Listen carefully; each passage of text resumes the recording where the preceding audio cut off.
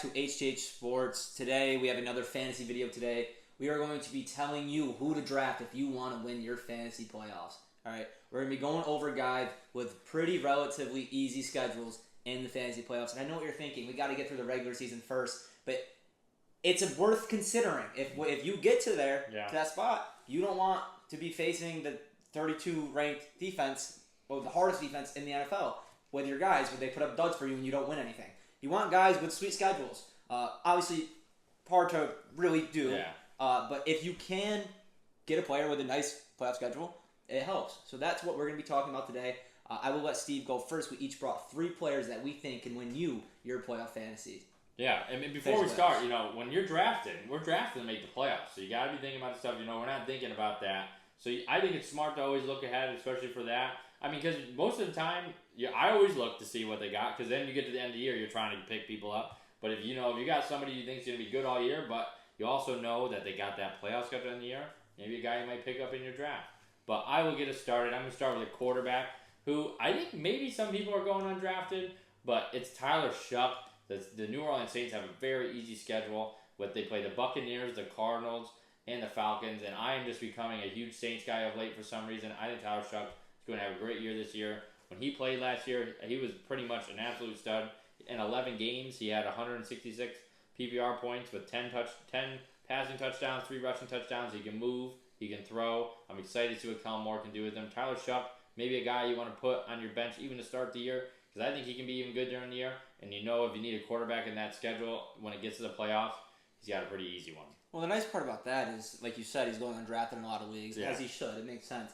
But if that's a guy you want to stash on your bench, or even if you're in a league and maybe your league mates aren't aware of Tyler Shough's playoff schedule, towards the end of the year, you pick him up and stash him on your bench if you have some sit or start options. Obviously, if you have a complete stud at quarterback, but if something falls off the wheels and you want a nice matchup, Tyler Shough does make a lot of sense. Playing Tampa would be the hardest matchup in all the playoffs.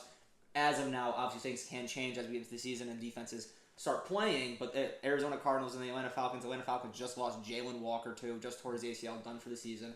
James Pierce was already a mess in the first place, so the very, very light schedule for the Saints and Tyler Shough going into the fantasy playoffs. But I will go right into mine, and it is one of the better tight ends in the NFL, Trey McBride. Obviously, you could talk about the advantage he gives you just at the tight end position. There's not many like him. You could argue him or Brock Bowers, and it's kind of a big fall. But if you get to the playoffs with Mr. Trey McBride this year, you get to see the New York Jets, the New Orleans Saints, and the Las Vegas Raiders. Now, I know the Raiders got better, but they're still not there, I don't think. They have an offensive mind head coach now anyway. The Saints are a pretty solid defense, but still. And then you have the New York Jets. That's an easy 30-piece. We all know that, right, Carter?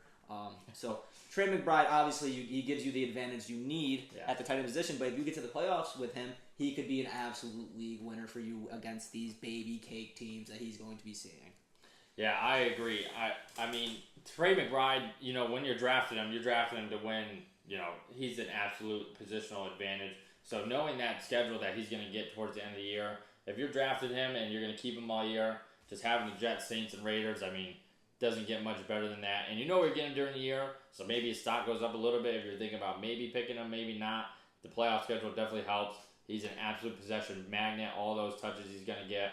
Trey McBride's almost a no-brainer at his position, and making the playoff schedule, makes him just a crazy playoff winner towards the end of the year, especially at that position. He's definitely going to have some big weeks in those playoff games that are going to help you win your league, which is what we are looking for. But we can go right into your second player, who's going to help them win their fantasy playoffs. I actually going to make a pivot from what I told Eric. I did have Travis Etienne, but that is a little boring because we just talked about the Saints. We can go to a different player on a different team. I'm going to go, it's a little different. They have the first one is tough, but I'm going to go with Parker Washington of the Jacksonville Jaguars. So maybe we can just say the Jags wide receiver room, whoever is going to be that guy. I'm kind of leaning Parker Washington now. That's what it sounds like out of camp. It sounds he's been unguardable. Yes. You do have the Texans round 1, but let's just hope that we have the bye. We're not even playing in round 1, because then you get the Cowboys and you get the Commanders, who I don't think those defenses are going to get better, but I think from the past we know that you can throw on these teams. I think Parker Washington, if he's going to be that guy with Liam Cohen, I think he's going to have a great regular season. And then, we're going to be so good we don't have to worry about the Texans. And we get the Cowboys, and then we get the Commanders, who I think in the past, maybe I'm just a Giants fan, so I hate on them a little bit. But the defenses weren't great last year. They both got a lot of pieces to change that. But they're going to be growing pains. I don't think they're going to be super elite. I think Parker Washington on that offense with Liam Cohen and Trevor Lawrence, he could be a playoff winner, a league winner, especially if he's going to be the guy in Jacksonville. Yeah, so out of camp, apparently he's unguardable. That's what I keep hearing. Some comparisons to Jerry Rice, obviously not really, but that is what it's seeming like. But I do understand what you're saying. There's a little bit of confusion there. BTJ is going to be back to what he was rookie season. I don't think so. And then Jakobi Meyers is going to be Jakobi Meyers, I think. But the Jags, pretty light, and we saw what Parker Washington did late last year. Him and Trevor Lawrence started to really gel together and, worked out pretty well. I mean, they were winning games, and he was the benefactor of those late season games and that playoff game against the Bills. He actually had a very, very good game as well. So in a easy schedule, I see Parker Washington performing. Again, I think that they've started something that they're going to really like there, so I do agree with Parker Washington. I know we said we're going to pivot from the Saints, but I wrote down Chris Olave. Like he said, the schedule is just very light, and Chris Olave, I think, is coming off his best fantasy season he's ever had. Yes, he is. 270, He was very good in the red zone. He scored a lot of touchdowns last year, and we already talked about the team. They play in a dome. They're playing at Tampa, home against Cardinals, at the Falcons. Who's a dome? So 2 domes. Yeah. It seems like he could be a person you could get at a pretty decent value and help you win your league, because he also has a very, very light schedule in the regular season as well. So if we're not even talking about playoffs, it still applies to the Saints and Chris Olave. I think that he broke out really well last year. Obviously, he was great at Ohio State. We've expected big things from him. He's had some injury concerns in the past, but he's fully healthy going into the year, and we already talked about the teams. It's just, as of now, these teams are not that great defensively, and if Chuck's going to perform, I think Chris Olave will be performing as well. Yeah, I agree. Anything to do with the Saints, I'm all in on now. That's why I knew Eric had Olave, so I feel like if I did ETN Olave, that would have been just riding on the Saints' coattail. But I agree. These Saints, the big three of the Saints, even if Kamara ends up being the lead back, whoever's on that Saints, I think the offense with Kellen Moore, I think it's going to be good. We saw with Shuck that they can move the ball, they can score points. Now again, another year of him going through camp as a starter. Very exciting down in New Orleans. I think Chris Olave is going to be the number one this year. I don't think Tyson is going to take over that. But I'm really excited for Chris Olave the whole year. So with that schedule at the end of the year, it makes it even better for me. Yeah. But we can go into our last player we're going to talk about. Who do you have that's going to win them their playoff? I also have a tight end who I've been kind of out on drafting him. But, looking at the schedule towards the end of the year, my boy Danny Dimes, he'll be super healthy by the end of the year. I got Tyler Warren. He gets to play the Titans, the Bengals, and the Browns. Not that hard of a schedule. I know the Browns defense sometimes has a good defense, but it's still the Browns. I don't think the Titans, with Bob Sala, are going to be better. And then the Bengals never play defense. And I think Tyler Warren is going to be the guy to throw to on the Colts. I'm not a huge believer in Alec Pierce. Yes, he's going to be the deep threat.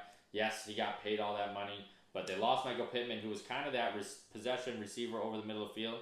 Maybe Josh Downs can step up. Maybe that's another guy you can look at. But we know Tyler Warren and the kind of Swiss Army knife he is at tight end, and that they want to get in the ball. Is a great year last year, 188 points as a rookie. So I think he's going to have to take a step up this year, and I think the fantasy playoffs he can be a championship-winning team tight end. Yeah, we already talked about the advantage that having a good tight end, especially in the playoffs, can be for you. If your opponent's tight end puts up 10 points and you get a guy that puts up 25, you're talking 15 points. Very, very drastic. So paying attention to that schedule is important, especially at such a position where there's such an advantage to have, as we talked about prior. I will go right into my last player. I have a quarterback. He likes to scamper, Mr. Kyler Murray. Yes. Of the Minnesota. You're on the Kyler Murray train. He's coming back. Jay Jettas. I love it, Eric. I love Kyler. I'm not relatively high on Kyler Murray in the first place. I think fantasy, in real football, I don't think he's going to be that great. But fantasy, I think he can perform. And he gets to play Detroit, who is fine. It's all right. Then he plays Washington and the New York Jets. Again, Washington obviously beefed up their defense a lot. They still have Dan Quinn, so they could be pretty good this year. But they would need drastic changes, which they helped. They took the right steps in the right direction to have that happen, but I don't think that they're there yet. We will see when the season starts. But him with Justin Jefferson against these teams that are pretty easy to pass the ball on and score touchdowns on is helpful. It's another quarterback you can stash, get late, and then you wait quarterback, and then you can pick and choose. But when it comes playoff time, you put in Kyler, especially if he's performing against these teams that he could have very, very big days against and help you win your league. Yeah, I couldn't agree more. I think Kyler's going to figure it out this year. 2 years ago, he was QB 10, and this is the best situation he has ever been in his whole career. I know he was injured last year, but fresh start with just having like Justin Jefferson. I would say it's O'Connell. I always want to say O'Donnell. Okay. It's O'Connell. Having O'Connell, I think he's going to quarterback whisper. He's going to get in his ear. I think Kyler Murray's going to take a huge step up. And I think Justin Jefferson's going to have a big year. And Kyler, as Eric likes to say, is going to scamper. He's going to get the ball out to Jay Jettas. I think the Vikings are going to be looking very good with Kyler Murray at quarterback. Couldn't agree more. He can win your league. Stash him, stash him, stash him. I think he's going to be good during the year. And then having the playoff schedule, the Commanders, even if they get better, I mean, how much... I don't think it's going to be so much better where you're scared of them. And then if you get to that championship game, you have the New York Jets, you're licking your chops. You feel like you're going to win that game because your quarterback is playing the Jets. I like what you said about O'Connell. I mean, people forget that's what kind of saved Sam Darnold's career was going to the Minnesota Vikings. They always say that, he was on the Jets, that's why he was bad. He was also quite bad on the Panthers when he went there. Not that that was a great situation either. But this could be the situation Kyler needs. O'Connell got hired for a reason. He was very good with quarterbacks. I think that Kyler could bounce back. I don't think he's going to be that amazing in real NFL-wise, but fantasy-wise, I think he could put up a lot of points and help you win a league if you stash him late on your bench. He's there to save Minnesota. They're such a good team. They just need this one position to work out. Kyler Murray was drafted first overall for a reason. I know he's coming off injury, but I think he's going to be good this year. I'm thinking top 12 in fantasy. That's my take. All right. Top 12 in fantasy. He's done 10, 3 and 8. 3 and 8 a long time ago. Yeah. But that is all we have for today. Yeah. These are the players we think can help you win your fantasy playoffs and lead you to a championship and bragging rights, money, whatever you play for against your friends, which is what we all love. This is why we do this, because we love it so much. And we know you do too, because you're watching. But we appreciate you. If you made it all the way to the end, please like, comment, and subscribe. Follow our socials, HGH Sports on everything. Post little mini games on there if you like that type of stuff. But with that said, we will let you go, and we will see you next time.